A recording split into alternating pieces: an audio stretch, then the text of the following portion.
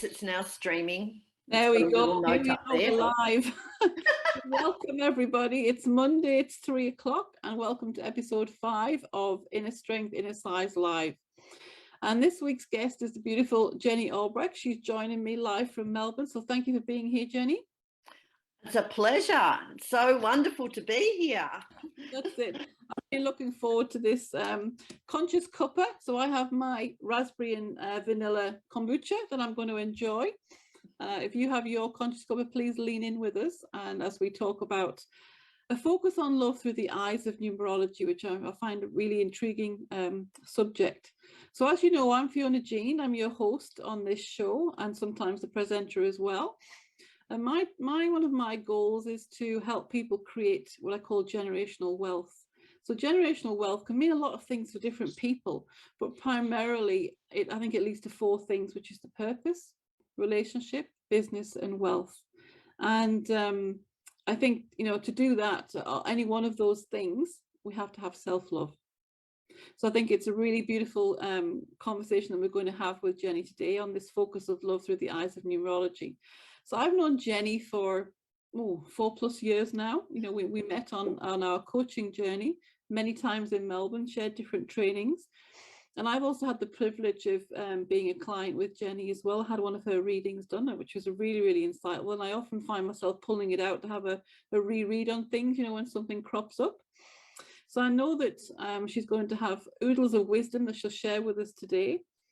And I guess to get us started, Jenni, I'd just like to start by, because I know you've written a book as well, you know, which is the title of this, right? Which is, you know, many congratulations on that. And I think you might have a little gift to give away at the end of the thing. So that's good. So tell us a little bit about why you called your book this title. My rose-coloured glasses, a focus on love. Well, as you can see, I wear glasses. And I guess I also feel that glasses represent how we look at the world, like what we see, our lens, how we look through the world. And the way I looked at love and relationships, I was very idealistic.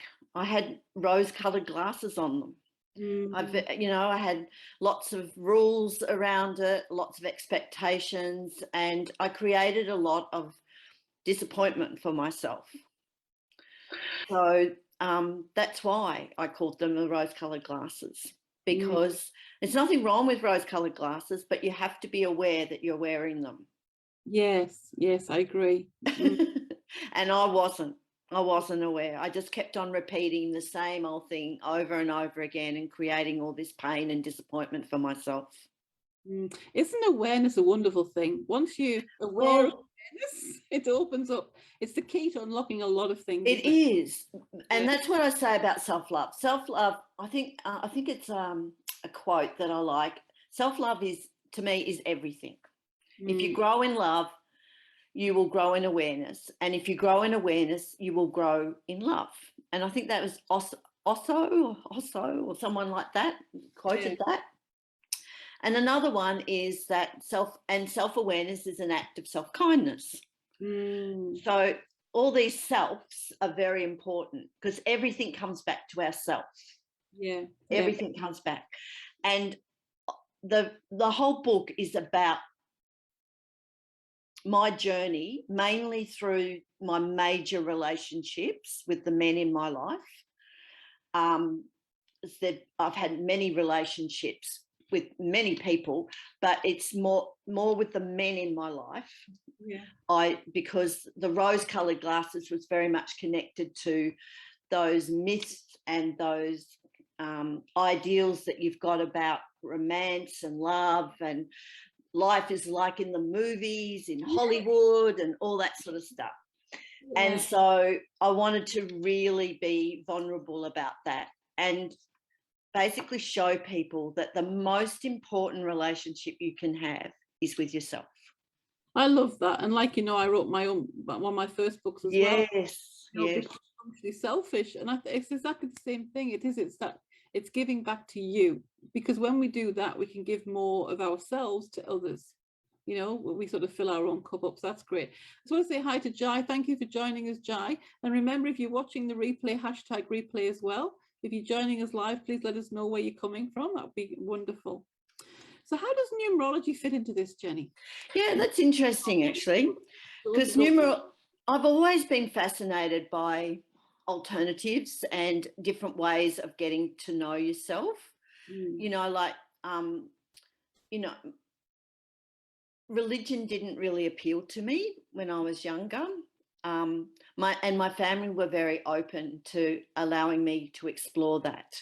Yeah. You know, the fact that they were Quakers. I don't know if anybody is aware of what Quakers are, but they were very open for me to look at other religions and other belief systems. And I guess I had a person in my life who I write about in my book, who was like a second mum to me. And she was very, very connected to the spiritual world. Yeah. And I guess I was very drawn to a lot of what she told me and talked to me about. And it just made a lot of sense to me. So I studied a lot of things like astrology, tarot cards, did readings and all the rest of it. And then I came across numerology, and this was many, many years ago. And I just studied it and just did readings for people and did charts. And they were in the days where I wrote it all out for people. Oh, wow. So it was pages of it. And then I moved on to taping it. Yeah. But now I actually put a recording and send it in a recording. Yeah, because some of the feedback was that people really loved hearing my voice. Yeah, that's right. It was like me talking to them. Definitely, definitely. Yeah. So I just found it another means of connecting with me, connecting with myself, and which I find all of these things are just another way of people just to help them connect to them, to get to their soul and their heart, and to work out what they're all about and where they want to go and what kind of life do they want to create for themselves. That's wonderful. So guys, if you're watching and you've actually done some numerology or had your numbers done or whatever it is, let us know what finding how you felt about it. We're very curious on that sort of thing. And another thing we might get into a little bit later, but I'm hoping you might share with us a little bit later the meanings behind numbers. Like for example, this last 2 or 3 weeks I've been getting up 4:44 in the morning to go to the toilet, and it's always 4:44 on the clock when I look. And I thought, well, what is that communicating? What is that, meant to mean? So it's really interesting, isn't it? Those kind of, when you get those numbers and those kind of things, that's your spirits talking to you. That's your guides talking to you. And sometimes what happens is that you do tend to wake up at the same time every morning because they're trying to connect with you. They're trying to get some message to you through that. So looking at 444, well, you can look at it as the single 4, which is around stability. Yeah. Around are you trusting your gut feelings? Okay. Around the security sort of stuff. But then you could look at 444, like 4, 8, 12 to go to 12. Right. And break it down to 1 + 2, which equals 3. Oh, okay. Okay. And that is all about self-expression. And so are you okay about being vulnerable, and are you voicing what you feel? Are you finding a way to be creative and express yourself? Yeah, and I feel as though I am actually at the moment. I found my groove with those things, which is fantastic. Good. That's fabulous. And so maybe that they're just reassuring you that you're on the right track, that you're finding, yourself within that, which is wonderful. That's great. Yeah, Jai just asked a question. What does 111 mean? I keep seeing it. Yeah, well, that's the same. So that's his guides trying to connect with him around that. And 1 in itself is very much around individuality and confidence, and And then if you go to 11, that's a very master number around that. So it's even more powerful. So it's basically maybe trying to get you to really listen to your soul, listen to your heart. Are you following what your soul wants? Are you listening to your heart, or are you in your head too much? So are you blocking that? Are you blocking that? So again, when it's like that, it's that your guides or whatever your belief is, your higher self is trying to connect with you. So it's really, so perhaps, are you being true to yourself? You know, could be a meaning for it. Yes. Yeah. But it's about really trying to give yourself permission to tune into yourself and maybe do some meditation and have some quiet time and really listen, because you've got all the answers within you, and you will hear the answers if you give yourself that permission to have that quiet time and tune in. Head too much. He says, "Oh my God, thank you." So that's really good aha moment there for Jai. That's wonderful. I mean, do you have a favorite numerology number? Is it something around, or is it something that's unique, you know, or something that you find comes up for a lot of people? There's lots of questions things we could talk about. Well, I guess I've always been fond of 3 because I'm born on the day of 3. And the 3 is very much representative of creativity. It's like the 3, it's a triangle. So it's got masculine and feminine energies working together.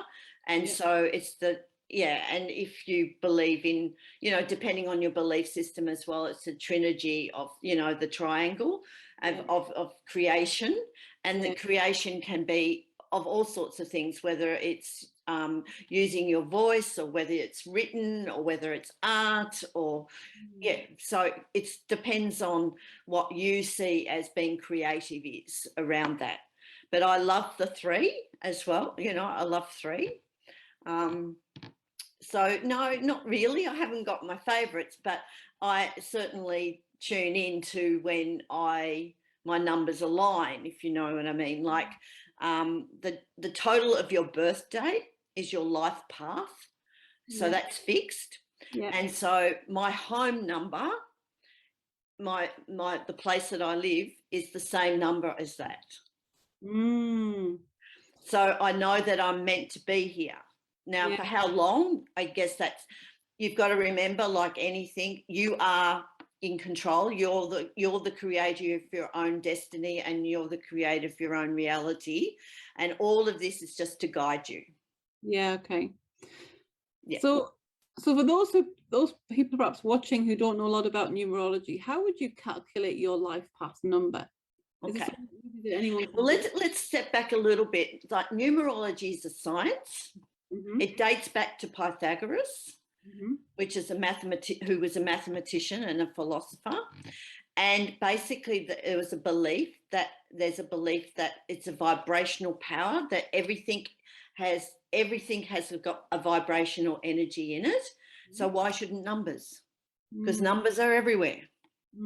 If you think about how many numbers are in our lives.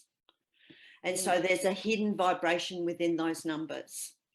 And basically they photograph and explain the circumstances behind what their appearance is. Right. So, so basically it's a belief that the universe is based on system and order, and nothing happens by chance. And it's also a psychology, because it offers information about patterns of behaviour as well. Right. So basically, getting to what you were asking, what was it, the birth date, did you say? Like your life path. How do you your life path? You see, people have different ways of describing it. Your life path is the total of your birth date, and it's fixed. That's fixed, because no one can change their birth date. You can change your name.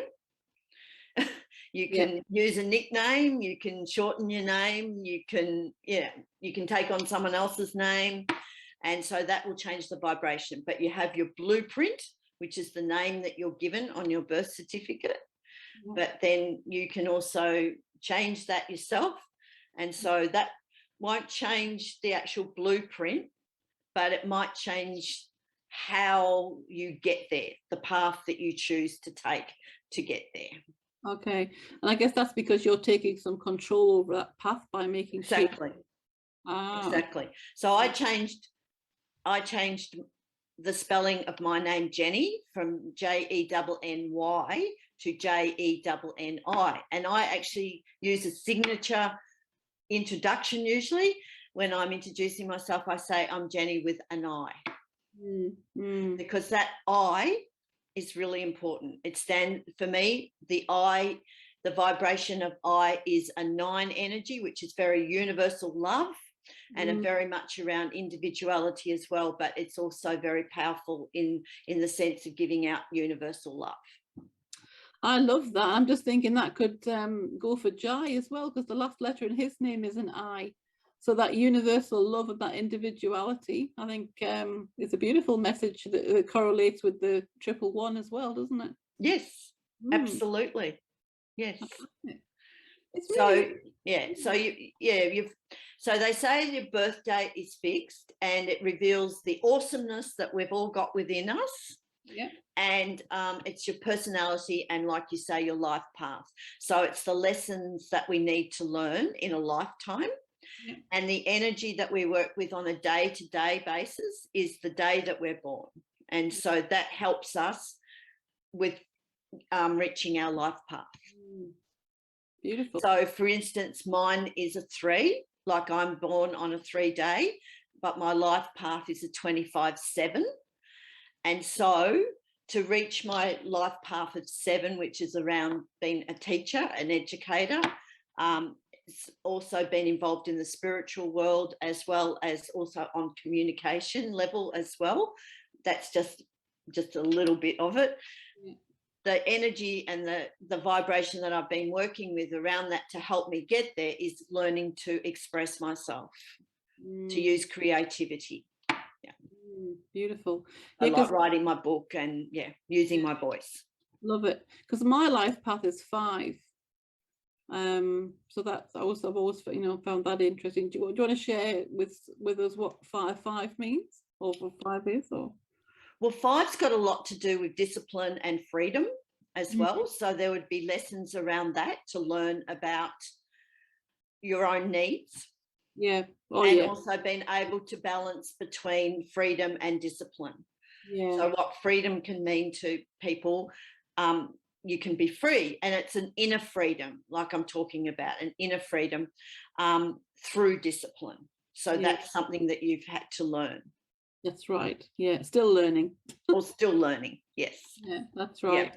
Yeah. Resonate strongly with that. Yeah, but there's also other things involved in that energy as well. And like anything, there's a flip side to everything as well. So like, for instance, when people move into a house and they might, like my home is 20, like, for instance, it could be a 25/7 home. 7 can be very, very, can be very lonely if you're not in a space where you want to learn how to be in your own company. Ah, okay. And it can also attract a lot of neediness and sickness to you as well if you're not working with that energy in a positive way. Okay. So it's learning it's learning what all the different energies stand for and being able to work with them in a positive way. Yeah. So I guess coming back to the topic then, a focus on love through the eyes of numerology. So how does numerology help us focus on love then? Well, I guess the more you get to know about yourself, then the more I guess it's about learning to love yourself, and you've got to face your own shadows to love yourself. And so basically a lot of people, don't realize that the world outside us and what's reflected outside is reflecting what's going on inside you, how you're responding to it and things like that. So if you're learning more, the more you learn about what you're working with on a day-to-day basis, how you're presenting yourself, how you're putting yourself out there, then the more you'll learn that possibly to be able to accept yourself and to love who you are, warts and all. Yeah, I love that, because that's so true. I think a lot of us, we put on a lot of undue pressure on ourselves to fit into society, or to, you know, to be seen to be doing the right thing, or we compare ourselves with others rather than really connecting to who we are at our core. So is it true to say then that with numerology and like you say, like the life path, you know, there's two sides of it? Is that sort of like seeing the not the dark, but the shadow side? Yes. The normal, yeah, okay. Yes. When you understand both sides, it can help you see the gaps, perhaps, or the things that you need to work on. We have to address the shadows. We have to. Yeah. But we have, first of all, you have to become aware of them before we can address them. But yeah, self-awareness doesn't stop us from making mistakes. It's, you know, but it allows you to learn from them. Yeah. And I think sometimes I know for myself particularly that, you know, it does take time, and often, you know, I have to learn by making the same mistakes. You know? Absolutely. And we will. I mean, I don't know. Before I went into coaching, I thought that, I don't know, I had this belief that maybe you get to a certain point and you've got it, you know, you've got that awareness and all the rest of it. But now I realize it's a lifetime journey, and that you never stop until the day you die. 100%. And even then, you're still evolving on a spiritual level, because I believe, you know, you're a spirit in a human, having a human experience. And so depending on your belief system around that, you will keep on evolving, and you'll keep on coming back on earth until you've learned what you need to learn. That's exactly right. And I totally agree with you. I believe we are, you know, actually Jai's just saying, can you share more about the birthday number thing? So I think that means the life path. Okay, for sure. So we add them up, is that right? You add the numbers. You add it up, you add your day, your month, and your whole year. So you need to ask him to do that. So Jai, do you want to put your day and month and year in the comments, and we can help you? So for example, mine is the 20th of June. I'll just get a piece of paper. Okay, Jenny.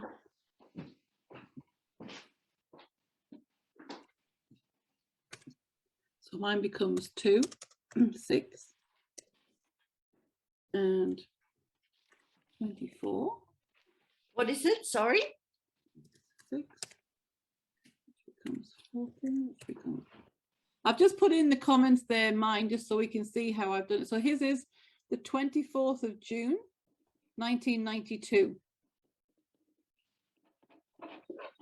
Okay. So the 2 and the 4 of June becomes 6, right? That's right. 6 and 6 is 12. 12 and 1 is 13. 13 and 9 is 22. 22 and 9 is 31. And 31 and 2 is 33. And that goes down to a 6. So master number. He's on a life path. So and life path for Jai is a 6, yeah? Does he have trouble sleeping? You have trouble sleeping, Jai? Turning your brain off? Turning your brain off, is the brain active quite a lot? Always thinking. He said, I know he's in his head a lot. Yeah. Yeah. So all the 6s up the top on the mental plane. So he's right into your head. So basically what you need to give yourself permission to do is to come into your heart, to learn how to come into your heart. And so things like meditation and things like that, mindfulness, all that, those kind of things would really help you to quieten your mind and especially before you're trying to get to sleep. So I would suggest to please have some quiet time before you try to go to sleep, and have a really good routine, rituals around that, because otherwise you'll never get to sleep. You'll be just thinking all the time.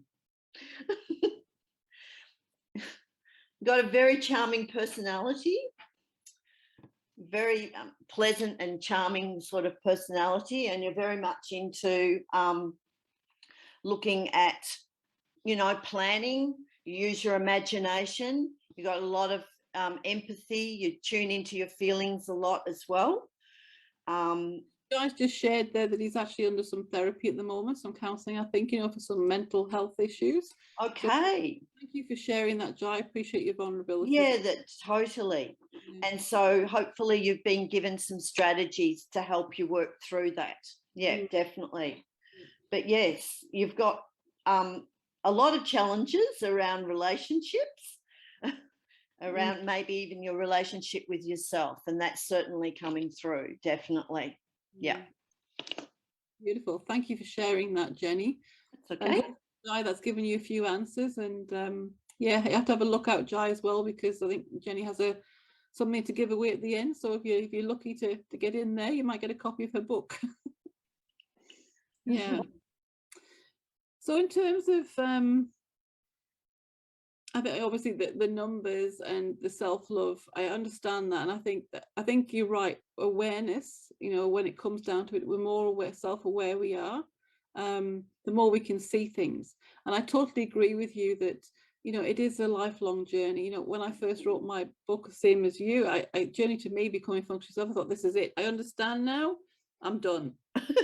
And then the more that we read and we understand and we go, I think, oh no, I'm only just dipping my toe in the edge here. You know, I'm not done by any stretch of the imagination. It's just the start. And a step even more than that, what I realized was I'm actually just not one self. I'm many selves combined into one. You know, and we have to look. So it's okay having self-love for self, which is the ultimate goal, but we have to love all the parts of us, right? Yes, absolutely. Warts and all. Warts, everything. I have my bitch self. You know, sometimes I get up and that's, don't talk to me today. You know, just don't come near. And I learned to love that self and let her express herself. Because if I bury that, you know, and then it's just it's something inside that's just waiting to erupt, like a pressure cooker or volcano, you know. Well, you're denying something that's very, you know, important within you. That's right. So I think embracing all of those sides of us and those parts of us is a beautiful gift, and that's a journey in itself that I'm just really, you know, touching the surface on so far. I call it my 50 shades of grey, you know. So how fabulous. That's really great. I love it. Yeah, all of those emotions and things, you know, that we can tap into and really feel the feelings of it, you know, and just sit with them, just let them be, you know, for as long as they need to be. We don't have to rush through things, do we? And I think and I think that's been one of my biggest lessons that I've had to learn, and I'm still learning, to be allowing myself to feel those feelings and not to be scared of them, and to just allow them to be, and then just release them, just let them go if they're not serving me. That's right. Yeah. And I'm sure, you know, even for you, Jai, as well, you know, things that you're struggling with, just allowing yourself time to be with the feeling that you have inside. And I think sometimes the more we can be quiet and have that whole like quiet meditation, if it's just sitting in a chair, you know, just being. I know you have beautiful dogs and things as well, Jai, just sitting with a dog on the lap or whatever. And that beautiful energy, I believe, will allow you to drop more from your head into your heart space. And that's where the true healing is, you know? Yeah. Yeah, you've got a lot of energy on your mental plane, Joel, on your thinking, on your intellect. And I guess I'm really hoping that you're finding ways to express yourself, like in creative ways. You've certainly got that there, definitely. You need to find some sort of outlet to be able to, whether it's through art or writing or songs, music, things like that. It's definitely there. Yeah, and you've got so much, and you love things of beauty and nature and things like that. So my thoughts very much are that you gain a lot by even just going into nature as well. Yeah, yeah. And I know it's been hard as well, you know, where everyone is. Sometimes we've had lockdowns and things, so that not being able to get out, you know, and things like that even is you know, it's a tough situation to be in. So I think, you know, when we can get out into nature and by the ocean and, you know, just absorb the sun, the vitamin D is good for us as well. Oh, totally. Very important. Mm. Yes, absolutely. Yeah, definitely. So what else would you like to share with us, Jenny, about numerology? What other codes do we have? Because I guess numerology, you know, it depends where it sits. Like, all the numbers have a meaning, but it depends how it comes together, if you know what I mean. Like, it'll come together different when we're talking about your birth date to what we're talking about your name. And then your name is broken down into the vowels and your consonants as well. So, and then your nicknames and other names, if you use other names as well. So all of those things have to be taken into consideration. And then I guess you've got the whole other thing of, you know, other numbers in your life, like the home that you live in, or if you're in business, you know, your business name, how that represents you as well. So, and then you can look at your personal year as well. So you have a personal year and you have a vibration that's working for you every month of that personal year as well. And you have the universal year as well. So there's lots of layers, lots of layers of it. So you can go really quite deep depending on how much people want, you know, information around that. So is that the same as doing your I don't know, do they call it your birth chart, you know, where you sort of when you're born, the time and the location, or is that more astrology? That's astrology. Okay. Yeah. Sometimes. So the other connection with numerology is the tarot. Right. There's certain connection with that, you know, like I haven't done a lot of study around that, but there is definitely a connection around the tarot, and they're all connected. They're all connected, but I haven't really done a lot of study of how they all connect. But yes, so like I said, it's just another platform, another medium, another way of just getting to know you. Another way to sort of uncover more of our layers. A lot of time people, when I do a reading for people, or that, it just affirms things for them. They just go, well, how do you know that? And I, you know. What's the most popular reading that you do for people? Well, I guess the most popular one is the mini one, which I've just done more like a party thing, you know, like, which I've just done for Jai. You know, it's just a quick one on your birthday. But that's only one part, as you know, because you've had the whole reading done with your name and everything like that as well. But sometimes people, that intrigues people, like sometimes, and that's how I used to use it, you know, to sort of introduce people to it, you know, just to show them what's possible. What's possible, I suppose. But then I guess it also depends. Sometimes, you know, people have found it really interesting when they've changed their name, or they've taken on other people's names several times. And then by doing that, I've shown them that how they've repeated certain patterns in their life, and certain things have kept on re-emerging. Yeah, that is interesting around the name change. Like, because for myself, you know, as you know, I was adopted, so my birth name is different to my adopted name. Yes. You know, so you think, okay, did I strategically plan that to happen so it could, you know, adjust my path? Who knows, right? Well, basically, you would have to go by your birth name for your blueprint, the blueprint, but your adopted name, knowing how that's working for you is whether that is helping you reach that path, going to that path. Yeah. Yeah. Very interesting subject for sure. Yeah, no, it is. It's just like I said, it's just another means of digging in. Yeah, just digging in, self-discovery. Yeah.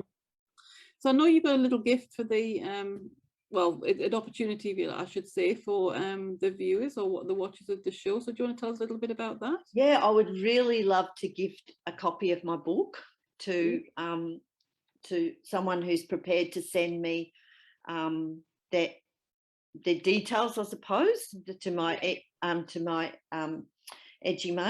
and I'll post it to them. Yeah. Oh, beautiful. Thank you, Jenni. Yeah, well, I'll get the team will post up the post afterwards. Yeah. The details, and then anyone watching, please, feel free to contact Jenni, send her your details, and I'm sure she'll pop them.